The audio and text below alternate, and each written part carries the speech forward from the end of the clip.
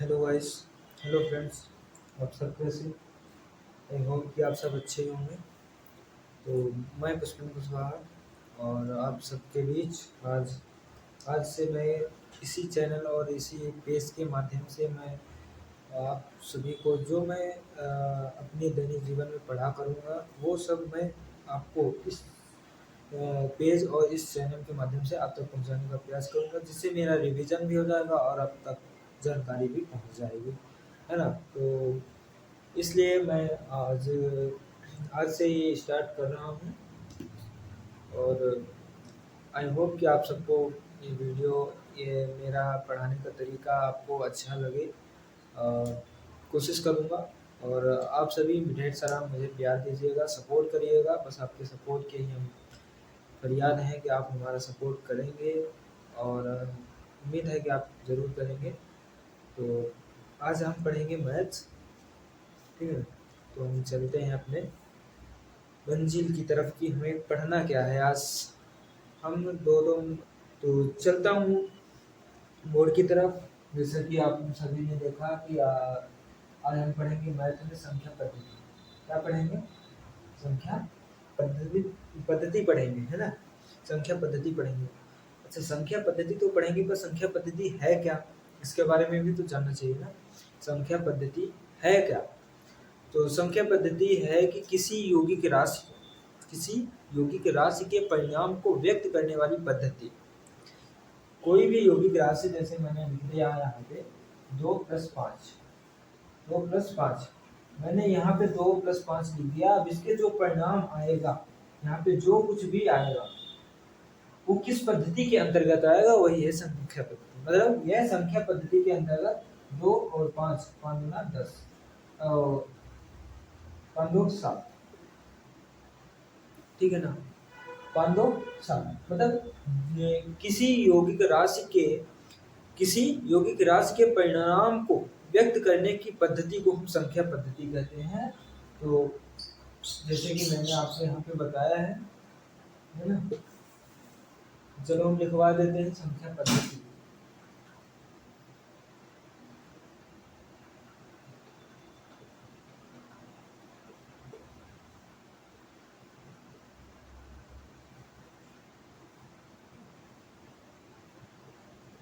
संख्या पद्धति क्या है? तो किसी यौगिक राशि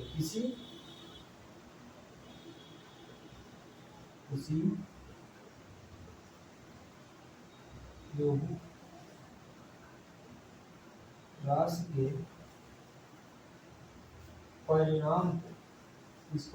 परिणाम को व्यक्त करने वाली पद्धति को व्यक्त करने वाली पद्धति को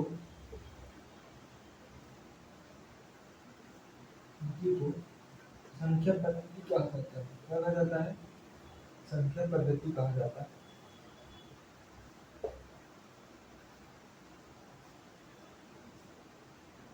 कहा जाता है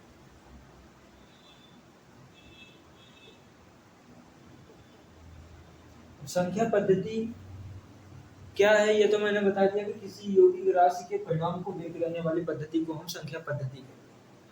पर तो संख्या पद्धति कितने प्रकार की होती है और संख्या पद्धति में कौन कौन से भाग होते हैं, गुणों के आधार पर इनकी विशेषता क्या है? तो संख्या पद्धति के गुणों के आधार पर निम्न प्रकार होते हैं। जैसे समिश्र संख्या, ये आप लोग लिख लीजिए, ये है ना? ये तो पहला हो जाएगा संख्या पद्धति का। मैं इसको मिटा देता हूँ तो जो है ना, तो आप लोग इसको लिख लीजिएगा।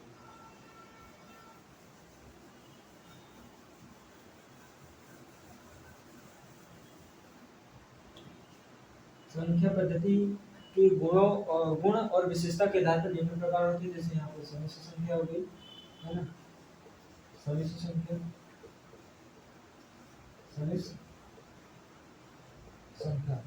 अब ये समिश्र संख्या है। जो समिश्र संख्या क्या है ना? तो समिश्र संख्या जो वास्तविक और काल्पनिक संख्याओं से मिलकर बनी होती है, उसे हम समिश्र संख्या कहते हैं। वास्तविक संख्या आगे चल के बताते हैं। इसके दो रूप होते हैं। कितने रूप होते हैं? दो रूप होते हैं।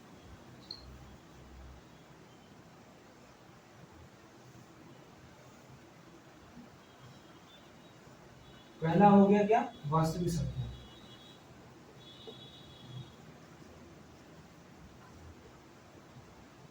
क्या हो गया? वास्तविक संख्या। और दूसरा क्या हो गया? काल्पनिक संख्या। क्या हो गया? काल्पनिक संख्या। एक हो गया वास्तविक संख्या और एक हो गया काल्पनिक संख्या। और इन्हीं वास्तविक और काल्पनिक संख्या के योग से क्या मिलता है? समिश्र संख्या। क्या मिलता है? समिश्र संख्या। मतलब इन दोनों के मिलन से क्या बनता है? समिश्र संख्या मिलता है। जब इन दोनों के परिणाम से हमें क्या मिलेगा? समिश्र संख्या मिलता है। ये है वास्तविक संख्या। और वास्तविक संख्या के भी कई रूप होते हैं। तो वास्तविक संख्या के कौन कौन से रूप हो जाते हैं? पूर्णांक। यही अंकल जी।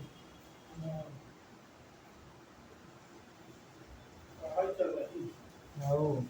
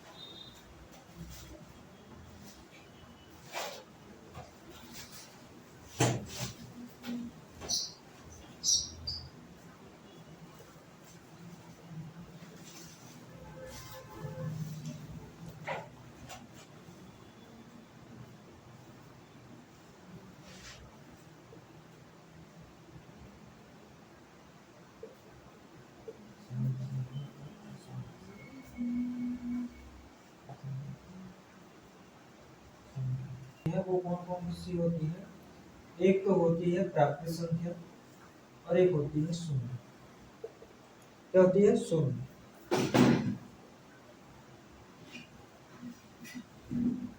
एक होती है शून्य और एक होती है प्राकृत। क्योंकि धनात्मक होता है ये, तो धनात्मक में प्लस तो रहता है और प्लस प्राकृत में क्या रहता है? जीरो को हटा दो। जीरो को हटा दोगे तो जैसे लिखा 1 2 3 4 5 और यहाँ पे लिखा जीरो। तो तुम जब जीरो को हटा दोगे तो ये क्या बचेगा? प्राकृत संख्या बचेगी। क्या बचेगा? प्राकृत संख्या। ठीक है ना। अब यहाँ पे ये अशांत का होगा आवर्ती और अनावर्ती। ये हो जाएगा आवर्ती, है ना, आवर्ती और अनावर्ती। अनावर्ती, ठीक है। आवर्ती और अनावर्ती। और आवर्ती को ही परिमेय कहा जाता है। आवर्ती को क्या कहा जाता है? परिमेय कहा जाता है। परिमेय कहा जाता है। और अनावर्ती को अपरिमेय कहा जाता है। क्या कहा जाता है? अपरिमेय कहा जाता है। ठीक है ना। तो ये प्राकृत और ये आवर्ती और अनावर्ती, मतलब कुल मिला के कहा जाए तो वास्तविक और काल्पनिक संख्याओं से मिलकर जो समिश्र संख्या बनती है। और वास्तविक एक पूर्णांक संख्या होता है, वास्तविक, जिसे हम स्पष्ट रूप से प्रदर्शित कर सके। क्या कर सके? स्पष्ट रूप से क्या कर सके? प्रदर्शित कर सके। क्या कर सके? स्पष्ट रूप से हम प्रदर्शित कर सके। वो होता है क्या? वास्तविक संख्या। फिर पूर्णांक। पूर्णांक में दो होते हैं, धनात्मक और ऋणात्मक पूर्णांक होता है, जिसमें से ऋणात्मक -4 -2 -1 -3 ऐसा होता है। और धनात्मक में 0 1 2 3 4 ऐसा रहता है। सम में बता ही दिया, विषम में बता दिया। ऋणात्मक के होते हैं शून्य और ऋणात्मक प्राकृत। ठीक है ना। और प्राकृत के होते हैं अभाज्य। क्या होता है? अभाज्य। प्राकृत के अभाज्य होता है और होता है यौगिक संख्या। और क्या होता है? यौगिक संख्या। यौगिक यौगिक संख्या, ठीक है ना।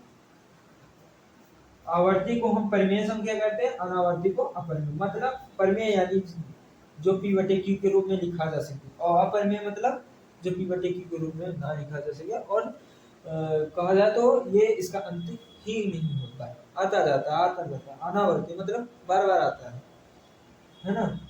तो ये था स्ट्रक्चर तुम्हारे संख्या पद्धति का। तो संख्या पद्धति है क्या, तो मैंने बता दिया। संख्या पद्धति किसी यौगिक राशि के, है ना, किसी यौगिक राशि के परिणाम को व्यक्त करने वाली पद्धति को हम संख्या पद्धति कहते हैं। संख्या पद्धति के गुणों और विशेषताओं के आधार पर निम्न प्रकार होते हैं, जैसा कि समिश्र संख्या वास्तविक और काल्पनिक संख्याओं से मिलकर बनी होती है। वास्तविक संख्या का पूर्णांक होता है। पूर्णांक के तीन भाग होते हैं, ऋणात्मक, धनात्मक और सम और विषम। धनात्मक के होते हैं शून्य और प्राकृत, और प्राकृत के होते हैं अभाज्य और यौगिक, ठीक है ना। उसी प्रकार काल्पनिक संख्या के होते हैं दशमलव, और दशमलव दो प्रकार के होते हैं। कितने प्रकार के होते हैं? दो प्रकार के, शांत और अशांत। शांत मतलब, शांत दशमलव मतलब कि जैसे ये लिखा है, ये हो गया शांत दशमलव, ठीक। और जो ये लिखा रहता है, जो ऐसे लिखा रहता है, ऐसे दो दो दो, ये क्या हो गया? ये अशांत दशमलव हो गया।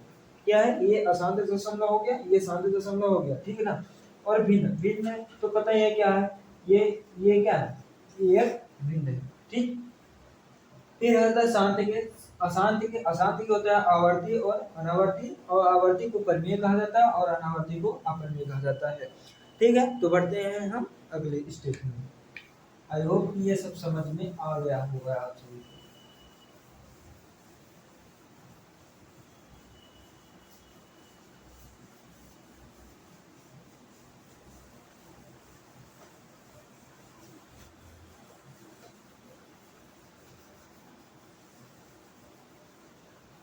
ठीक है। फिर है समिश्र संख्या। तो बता ही दिया समिश्र संख्या है क्या, तो फिर से लिख देता हूँ। समिश्र संख्या,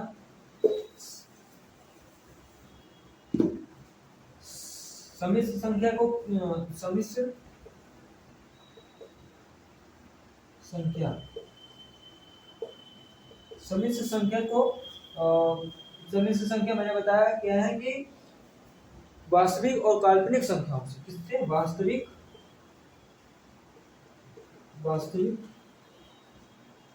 और काल्पनिक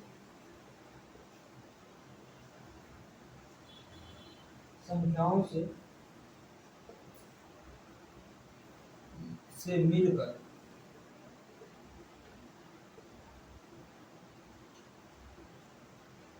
वास्तविक और संख्याओं से मिलकर बनी हुई संख्या, है ना, मिलकर बनी हुई मिलकर प्राप्त हुई संख्या को, ऐसे लिख सकते, प्राप्त हुई संख्या को समिश्र संख्या कहते हैं।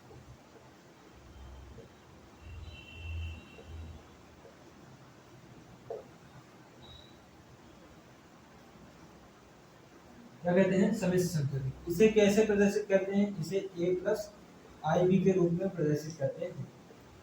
इसे किससे प्रदर्शित करते हैं? a प्लस आई बी के रूप में प्रदर्शित करते हैं, जहां a होता है वास्तविक संख्या। क्या होता है? वास्तविक संख्या। और आई बी होता है काल्पनिक संख्या। काल्पनिक संख्या। और जहां आई बराबर होता है under root minus one inverse, ये होता है अंडर रूट माइनस का वन इनवर्स होता है आई बराबर, ठीक है ना। तो समिश्र संख्या का वास्तविक और काल्पनिक संख्या से मिलकर प्राप्त हुई संख्या को समिश्र संख्या कहते हैं। इसे a प्लस आई बी के रूप में प्रदर्शित करते हैं। इसे जहां आई भी काल्पनिक संख्या हो गई, a हो गया वास्तविक संख्या, और i बराबर होता है under root minus one inverse, ठीक है ना। अब हम पढ़ते हैं वास्तविक संख्या क्या है ना? वास्तविक संख्या क्या है? वास्तविक संख्या क्या है? वास्तविक संख्या वह संख्या होती है जिसे हम स्पष्ट रूप से प्रदर्शित कर सकते हैं। क्या कर सकते हैं? स्पष्ट रूप से प्रदर्शित कर सकते हैं, वही होती है वास्तविक संख्या। तो इसकी रियल परिभाषा है कि परिमेय और अपरिमेय संख्याओं के सम्मिलित रूप को वास्तविक संख्या कहते हैं। वास्तविक संख्या किसे कहते हैं? परिमेय और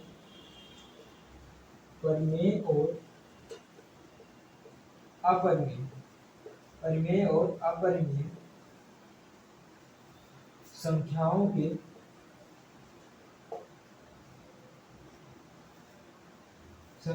के परिमेय और अपरिमेय संख्याओं के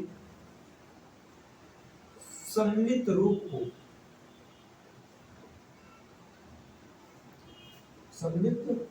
को वास्तविक संख्या कहा जाता है।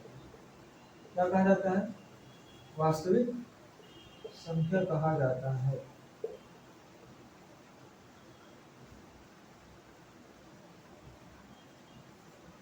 वास्तविक संख्या कहते हैं। और वास्तविक संख्या को प्रदर्शित किससे करते हैं? यहाँ से। किससे प्रदर्शित करते हैं? आर से प्रदर्शित करते हैं, ठीक है ना? इसको हम आर से प्रदर्शित, वास्तविक संख्या को आर से प्रदर्शित किया जाता है। और वास्तविक संख्या को संख्या रेखा पर भी प्रदर्शित किया जा सकता है। कहाँ पर? संख्या रेखा पर। संख्या रेखा पर प्रदर्शित किया जा सकता है। संख्या रेखा पर प्रदर्शित किया जा सकता है।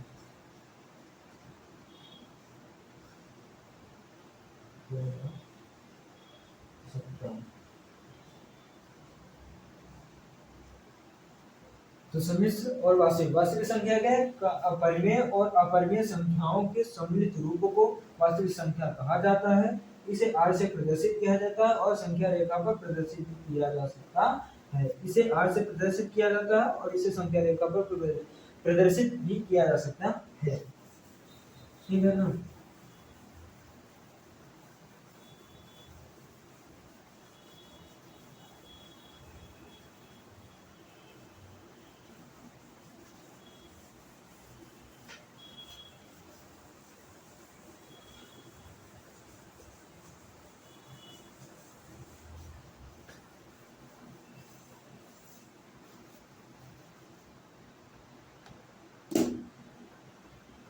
फिर आता है पूर्णांक संख्या। पूर्णांक संख्या क्या है? पूर्णांक संख्या क्या है?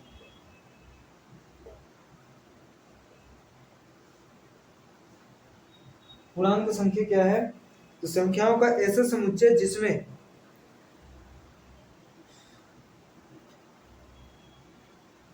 पूर्णांक संख्या क्या है? कि संख्याओं का ऐसा समुच्चय। किसका? संख्याओं का। तो संख्याओं का ऐसा समुच्चय जिसमें धनात्मक और ऋणात्मक, धनात्मक मतलब पूर्ण संख्या है ना, धनात्मक मतलब पूर्ण संख्या, पूर्ण संख्याओं के साथ साथ ऋणात्मक संख्या भी शामिल हो। पूर्ण संख्या के साथ साथ ऋणात्मक संख्या भी शामिल हो, हम उसे क्या कहते हैं? पूर्णांक संख्या। क्या कहते हैं? संख्याओं का ऐसा समुच्चय,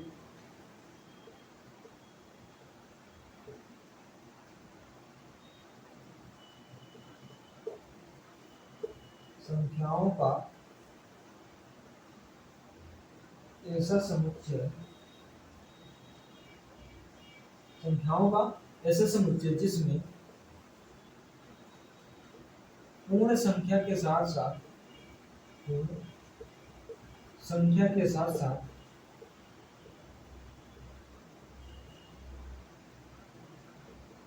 साथ साथ ऋणात्मक संख्या भी,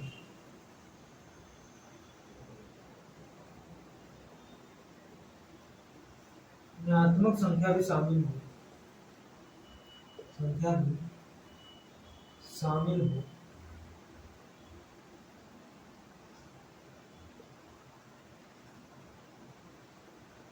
वो पूर्णांक संख्या कहलाती है। क्या कहलाती है?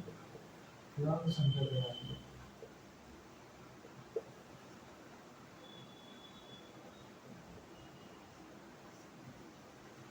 क्या कहलाती है? पूर्णांक संख्या कहलाती है। इसे W से प्रदर्शित करते हैं, W से नहीं I से प्रदर्शित करते हैं इसे I से प्रदर्शित करते हैं।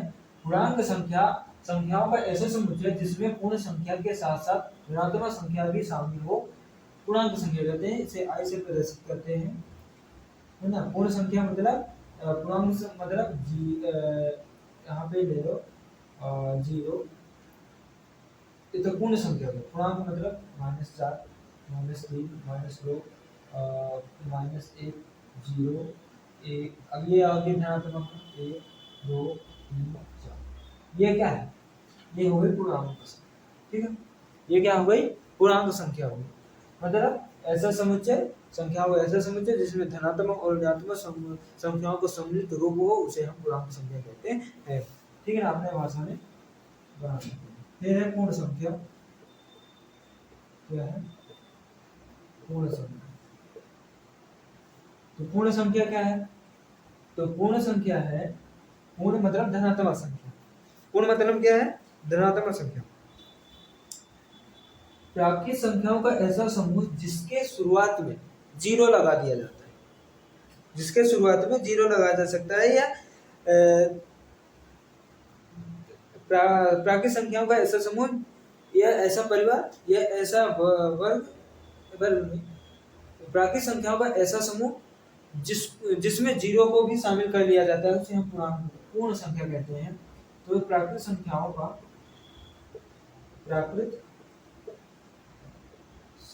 का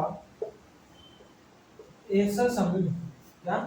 ऐसा समूह या ऐसा परिवार, कुछ भी कह सकते हैं। ऐसा समूह जिसमें 0 को भी शामिल कर लिया जाता है। किसको? 0 को भी शामिल कर लिया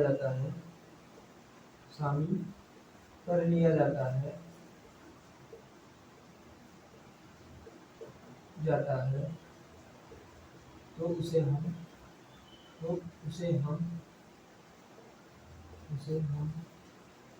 पूर्ण संख्या कहते हैं। पूर्ण संख्या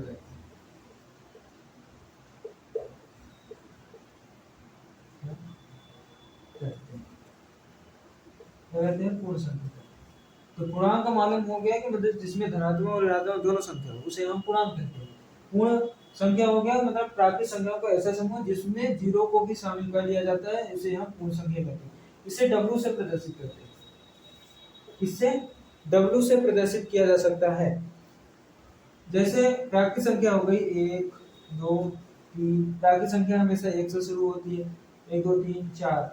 यहाँ तक मैंने लिखा। अब इसके आगे अगर हम 0 लगा दें, 0, 1, 2, 3, 4, 5, ये तो प्राकृत संख्या तो थी ही, लेकिन अब क्या हो गई?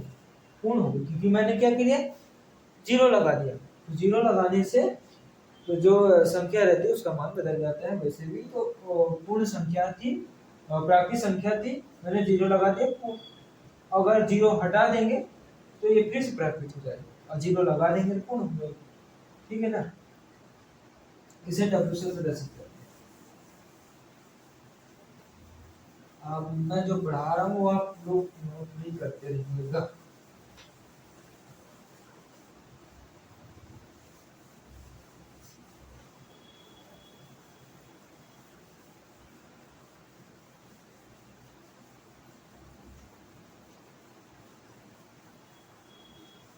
मैं जो पढ़ा रहा हूँ लगभग पूरा सही ही पढ़ा रहा हूँ।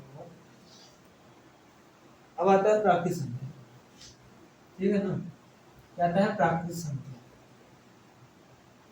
प्राकृत संख्या, इसको मैं पूरा आज क्लियर कर देता हूँ, है ना। फिर प्राकृत संख्या। अब प्राकृत संख्या क्या है? तो वह संख्या जिसका उपयोग, है ना। प्राकृत संख्या क्या है? तो वह संख्या जिसका उपयोग हम किसी वस्तु को गिनने के लिए किया जाता है। किसी भी चीज या वस्तु को हम गिनने के लिए उपयोग करते हैं। जैसे हमारे पास 10 पेन है। कितने? 10 पेन है। तो 10 पेन को हम कहाँ से शुरू गिनेंगे? 1, 2, 3, 4 ऐसे करके गिनेंगे। तो क्या होगी, ये प्राकृत संख्या, मतलब ऐसी संख्या जिसको हम किसी वस्तु को गिनने के लिए प्रयोग करते हैं। ऐसी संख्या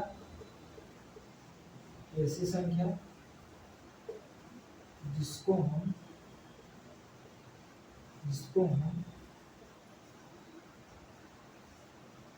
किसी वस्तु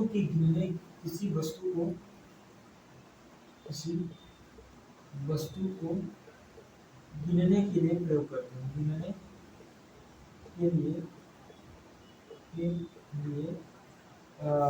प्रयोग करते हैं, प्रयोग करते हैं।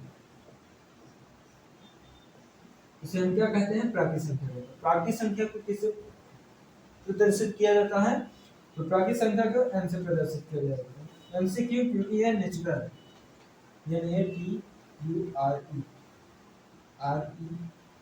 नेचुरल, नेचुरल, ठीक है ना, नेचुरल नंबर, ठीक।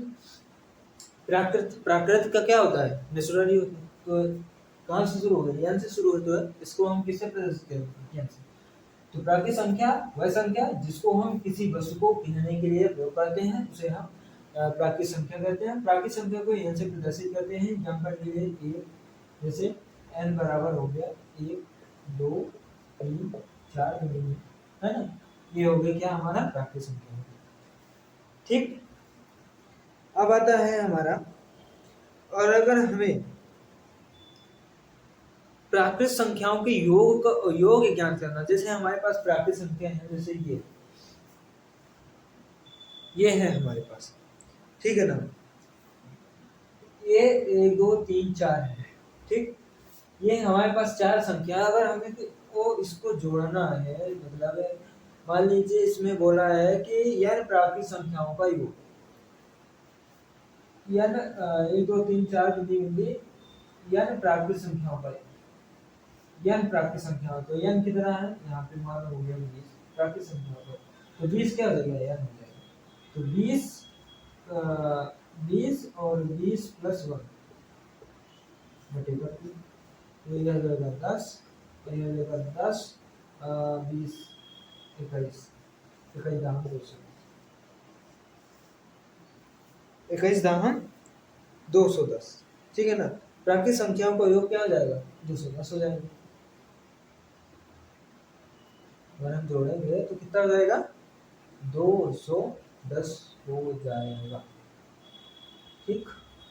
ये क्या है, यानी क्या हो जाता है, ये n हो जाता है, राशि का संख्या यानी, तो n प्राकृत संख्याओं का योग, तो n हो गया हमारा 20, और 20 तो 20 प्लस 1 बटे 2, तो 2 से 10 कट गया, है ना, 2 से 10 में कट गया, 10 गुना 20, और 10 21 दाम कितना होता है, 210, 21 दाम हम 21 गुणे 10,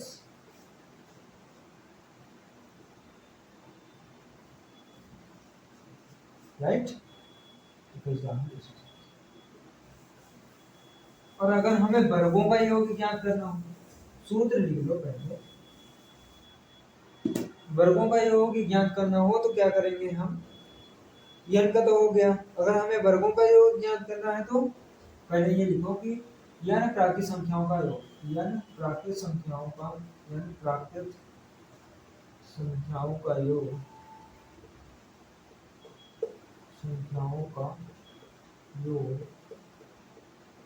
क्या हो जाएगा, n प्राकृत संख्याओं का योग क्या हो जाएगा, n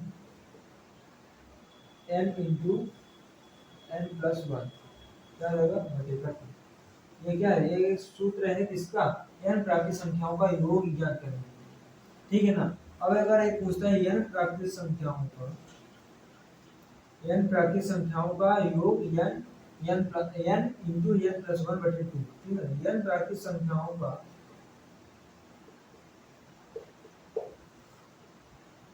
वर्गों का योग, इसका वर्गों का योग, तो हम क्या करेंगे, वर्गों का योग में क्या करेंगे, n है ना, n प्लस 1, इधर रहेगा 2n प्लस 1, है ना, 2n प्लस 1, और बटे हो जाएगा 6, बटे क्या हो जाएगा 6, n प्राकृत संख्याओं का वर्गों का योग बराबर होता है n जैसे हमें लिखना हुआ यहाँ n का मान अगर हम 20 दे दें, ये मान लो 5 दे देते हैं, अब हमें यहाँ पे वर्गों का योग ज्ञात करना है, तो n हो जाएगा 5, ये 5 और क्या हो जाएगा 5 + 1 और इधर का हो जाएगा 2 5 + 1 और बटे हो जाएगा 6, कितना हो जाएगा 5 25 है ना, और नहीं 5 6 30, ठीक, और इधर का हो जाएगा 5 गुना 10, 10 1 11, अब 30 का 11 में गुणा करोगे तो 5 6 का हो जाएगा 30 और 11 बचे कितना हो जाएगा 5 गुणे 11 कितना हो जाएगा 55 तो वर्ग n प्राकृत संख्याओं के वर्गों का योग कितना हो जाएगा 55। 5 प्राकृत संख्याओं के वर्गों का योग, 5 प्राकृत संख्या है और उनके वर्गों का योग, मान लो 5 प्राकृत संख्या कितनी है 2, मान लो 2 1 से 5 ही तक मान लो, अब इनके वर्ग कर दो और उनका योग कर दो तो कितने के बराबर है 55 के बराबर है, ठीक है ना। और एक बात और अभी बताना है आपको, ये सूत्र इम्पोर्टेंट है, ये सूत्र सभी कंपटीशन एग्जाम में पूछा जाता है ना।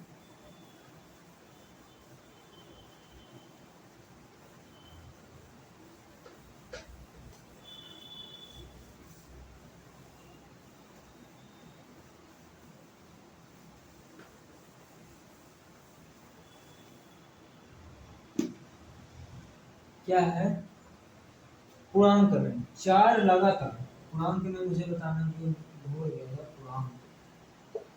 पूर्णांक में पूर्ण संख्या है ना,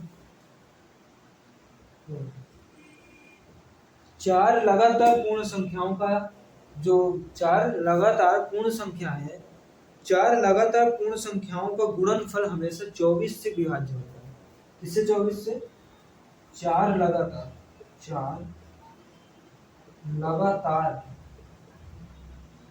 लगातार पूर्ण संख्याओं का गुणनफल, इसका पूर्ण संख्या, पूर्ण मतलब धनात्मक संख्या, पूर्ण संख्याओं का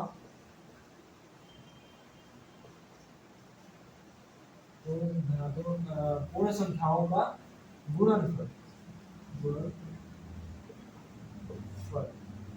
4 लगातार पूर्ण संख्याओं का गुणनफल हमेशा 24 से विभाज्य होता है, हमेशा किससे विभाज्य होता है 24 से विभाज्य होता है, 24 से विभाज्य होता है।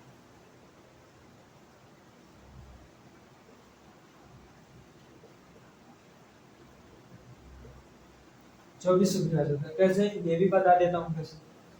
मान लो हमारे पास पूर्ण संख्या हो गई 2 5 6 7, ये हो गए पूर्ण संख्या मतलब धनात्मक है,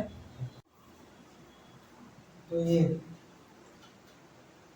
जैसा कि मैंने बताया था या यहाँ पे मैंने रखा था 2, तो यहाँ पे बोला था लगातार मतलब सीरियल से, तो मैंने क्या कर दिया था 3 और 4 को हटा के 5 कर दिया था, इसके वजह से मैंने यहाँ पे 4 रखा और 4 लगातार पूर्ण संख्याओं का योग किया तो कितना है 840 है, 840 को मैंने 24 से भाग दिया तो 215 मतलब कि कट गया, तो ये तो कंफर्म हो गया कि 4 लगातार पूर्ण संख्याओं का गुणनफल हमेशा 24 से विभाज्य होता है, ठीक है ना, जरा कंफर्म।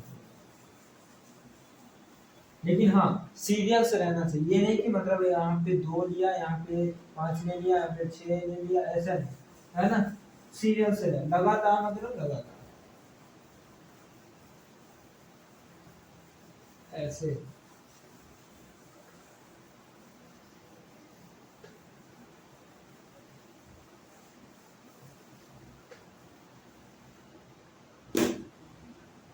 ठीक है ना। फिर n प्राकृत संख्याओं को घनों का योग, n प्राकृत संख्याओं के घनों का योग, तो n प्राकृत संख्याओं के घनों का योग भी देख लो, प्राकृत संख्या n प्राकृत संख्याओं के n प्राकृत प्राकृत प्राकृत संख्याओं के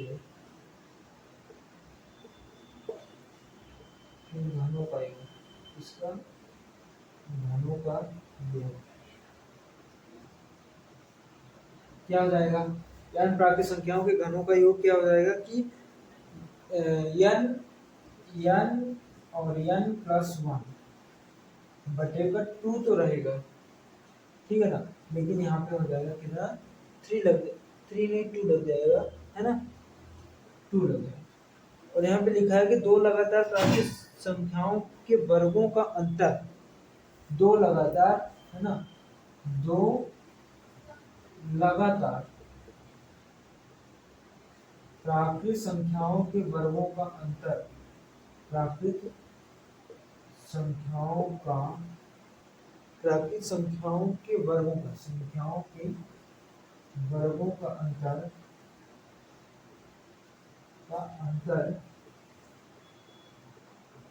अंतर क्या होता है? योगफल के, उनके योगफल के बराबर होता है। किसके? उनके योगफल, देखो मैं बताता हूँ, उनके योगफल के बराबर होता है।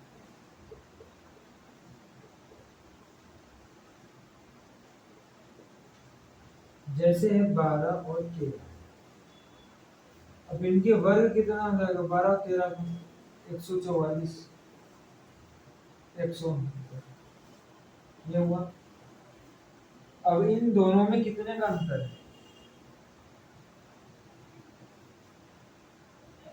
तो इन दोनों में कितने का अंतर है? 169 है ना। तो 12 और 13 में कितने का अंतर है? 1 का अंतर है।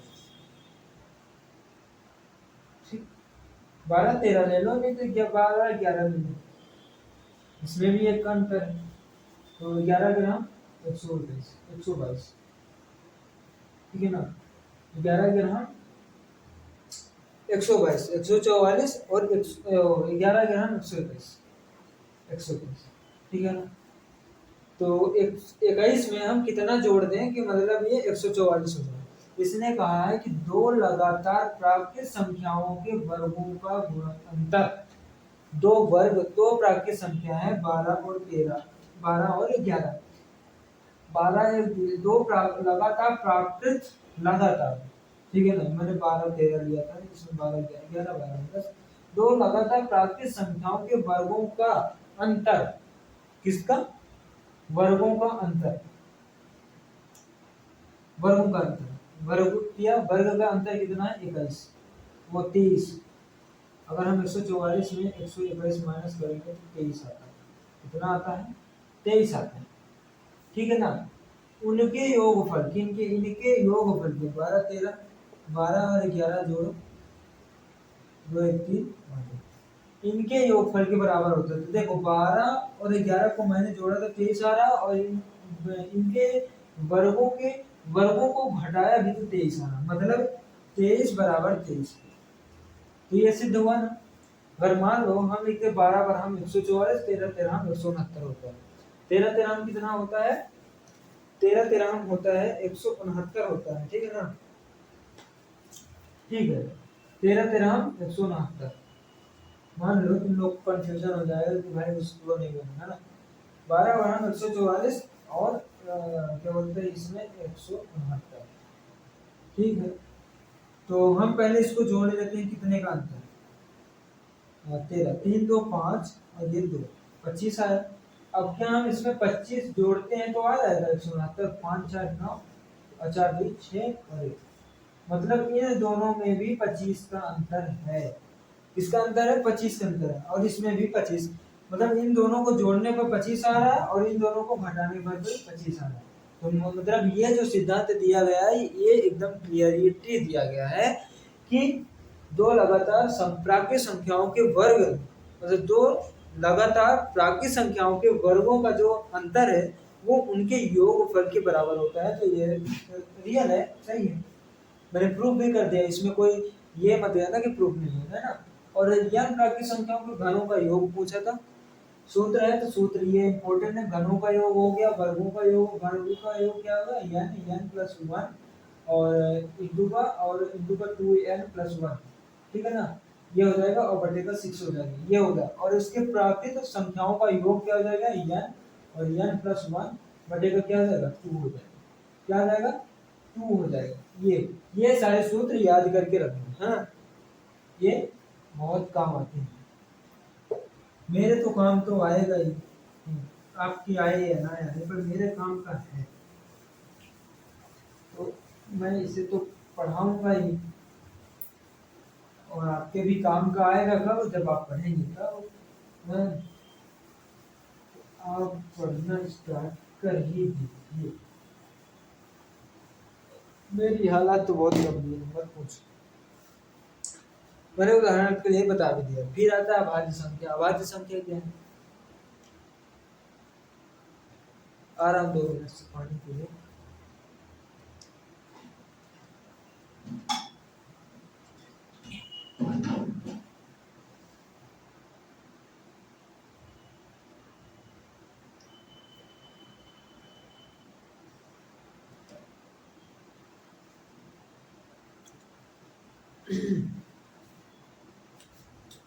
अभाज्य संख्या,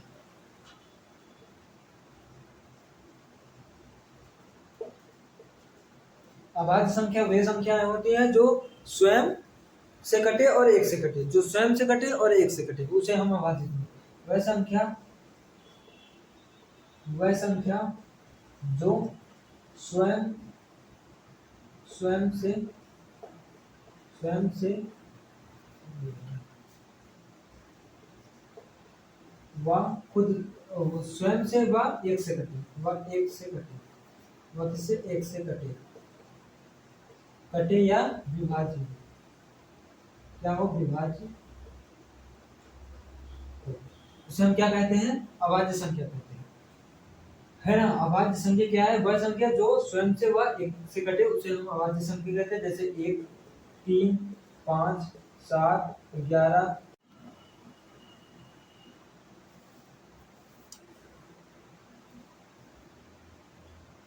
ठीक है ना।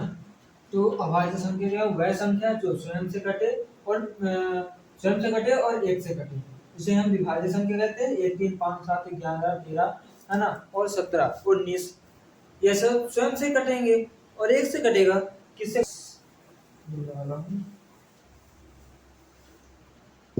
तो 1, 2, 3, 4, 5, 6, तीन तीन अंकों की सबसे छोटी अभाज्य संख्या क्या है, पूछता है। 3 अंकों की, है ना, 3 अंकों की, 3 अंकों की सबसे छोटी अभाज्य संख्या,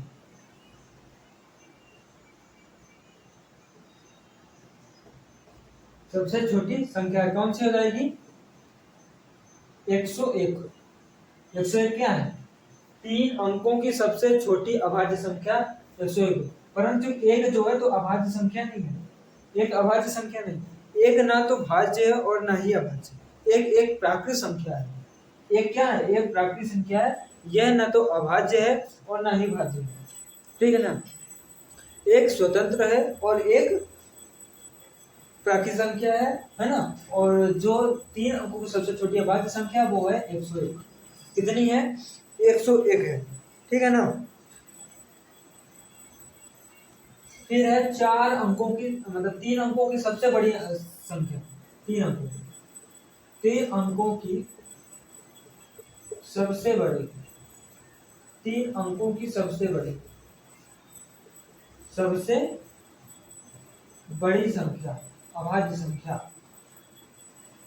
अभाज्य संख्या क्या है, तो 3 अंकों की सबसे बड़ी अभाज्य संख्या क्या हो जाएगी, 997। ये क्या हो जाएगा, 3 अंकों की, कितने अंकों की, 3 अंकों की सबसे बड़ी अभाज्य संख्या हो जाएगी कौन, 997। तो 3 अंकों की सबसे छोटी अभाज्य संख्या अगर पूछता है तो 101 हो जाएगी, और 3 अंकों की सबसे बड़ी अभाज्य संख्या पूछता है तो 997 हो जाएगी। और हाँ, 1 से 25 तक कितनी अभाज्य संख्याएं होती हैं, 1 से 25 तक कितनी अभाज्य संख्या होती है? तो 6 अभाज्य संख्या होती है। कितनी? 6 अभाज्य संख्या। 1 से 25 तक कितनी अभाज्य संख्या होती है?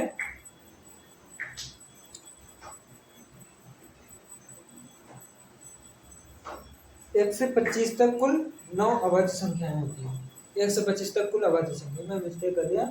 25 से 50 तक कुल 6 अभाज्य संख्या होती है। 1 से 25 तक, 1 से 25 तक कुल अभाज्य संख्या, कुल अभाज्य संख्या, कुल अभाज्य संख्या कितनी है? 1 से 25 तक 9, ठीक। और 1 से बोलता हूँ 25 से 50 तक कुल कितनी है? तो 6। और अगर पूछा 1 से 50 तक, 1 से 50 तक 9 6 15 यानी कि 15, 9 6 15। 1 से 25 तक कुल अभाज्य संख्या कितनी है? 9 है। और 1 से 25 से 50 तक कुल अभाज्य संख्या कितनी है? 6 है, ठीक है ना। और 25 से 50, ठीक है। और 1 से 25 मतलब 1 से 50, 1 से 50 कितनी? 15 अभाज्य संख्या। कितना? 15 अभाज्य संख्या, अभाज्य संख्या, ठीक है ना। तो क्या मतलब 3 अंकों की सबसे छोटी अभाज्य संख्या क्या है? तो 3 अंकों की सबसे छोटी अभाज्य संख्या 101 है।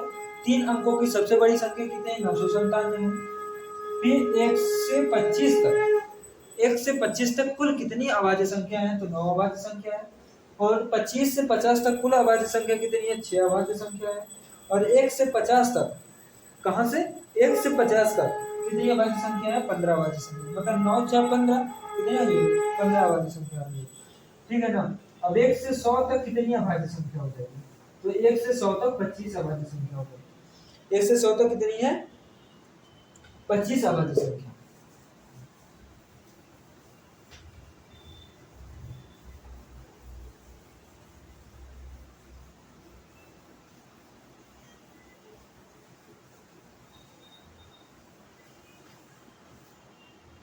एक से 100 तक, 1 से 100 तक कितनी अभाज्य संख्या है? अभाज्य संख्या कितनी है? तो 25।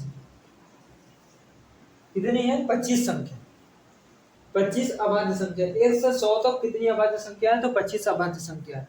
और 1 से 200 तक, 1 से 200 तक कितनी है? 46 अभाज्य संख्या। 1 से 200 तक कितनी अभाज्य संख्या? 46 अभाज्य संख्या। 1 से 300 तक कितनी है? 62 अभाज्य संख्या है। कितनी है? 62। और 1 से 400 तक कितनी अभाज्य संख्या है? तो 1 से 400 तक की है 78। कितनी है? 78। और 1 से 500 तक कितनी है? 1 से 500 तक, 1 से 500 तक है 95, ठीक है ना। तो मैंने बता दिया था 1 से 25 तक 9 अभाज्य संख्या है। 25 से 50 तक कितनी है? 6 अभाज्य संख्या। और 1 से 50 तक 9 6 15 यानी कि 15 अभाज्य संख्या है। और 1 से 100 तक अगर पूछा जाए कि 51 से और 100 तक की कितनी अभाज्य संख्या है? तो 15 और क्या बोलते हैं 5 5 10, है ना। 10 अभाज्य संख्या है। कितनी है? 10 अभाज्य संख्या। मतलब 51 से लेके, अगर पूछा जाए 51 से लेके 100 तक कितनी अभाज्य संख्या है? तो 10। अगर 10 में तुम 15 जोड़ोगे तो कितना आ जाएगा? 25। तो कुल कितना हो जाएगा? 1 से 100 तक कितनी हो जाएगी? 25 हो जाएगी। और 51 से 100 तक कितना हो जाएगा? 50 से 100 तक कितना? 10 हो जाएगा। परंतु 1 से 50 तक 15 अभाज्य संख्या। 1 से 50 तक अब 15, 1 से 100 तक 25 हो गई। 1 से 200 तक 46 है। 10300 तक 62 है। 10400 तक, 1 से 400 तक 78 है। और 1 से 500 तक कितना है? 95 है। ये मोस्ट इंपोर्टेंट है, ये पेपर में, कंपटीशन के पेपर में पूछे जाते हैं कि 1 से 100 तक अभाज्य संख्या कितनी है। 1 से 25 तक कितनी है? 125 तक 9 है। और 25 से 50 तक 6। और 1 से 50 तक 15 है। और 51 से 50 तक कितना है? तो 10 है, ठीक है ना। और 1 से 100 तक 25 है। कुल टोटल 1 से 100 तक 25 है, ठीक है ना। फाइनली ये आप लोगों से बन गया होगा। और अगर पूछा जाए तो 3 क्रमागत अभाज्य संख्याओं, अभाज्य संख्या कौन सी है?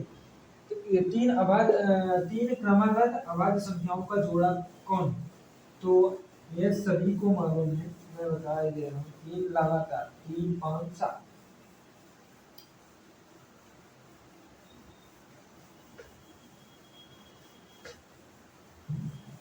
तीन लगातार अभाज्य संख्या, तीन लगातार, तीन लगातार, तीन लगातार अभाज्य संख्या, तीन लगातार क्रमागत, क्रमागत मतलब क्रम से, क्रमागत अभाज्य संख्या, संख्याओं का जोड़ा, संख्याओं का जोड़ा। तो क्या हो जाएगा? 3 है तो 5, 3 5 7, यानी 5 3 5 7, 3 5 7, क्या हो जाएगा? 3 5 7। ये इकलौता एक जोड़ा है जो लगातार मतलब अभाज्य संख्या का इकलौता एक जोड़ा है 3 5 7, जो लगातार क्रमागत अभाज्य संख्याओं का जोड़ा है। ठीक है ना? एक क्या है? प्राकृतिक संख्या है, ये मैंने बता ही दिया है।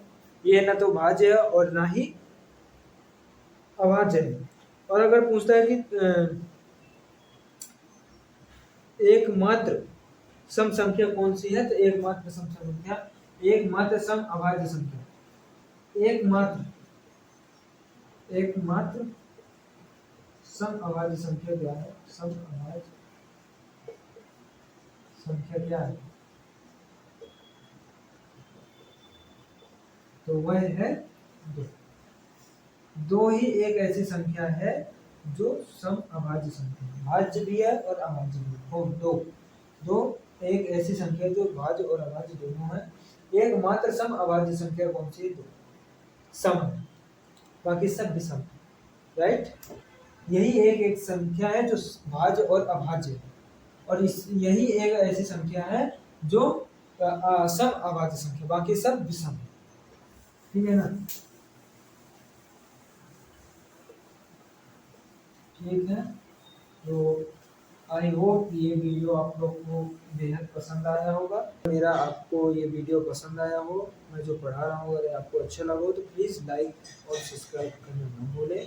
और हाँ, जहाँ गलती हो वहाँ कमेंट जरूर करिएगा। ठीक है, तो ओके, जय हिंद जय भारत। मिलते हैं next video. Okay, bye bye.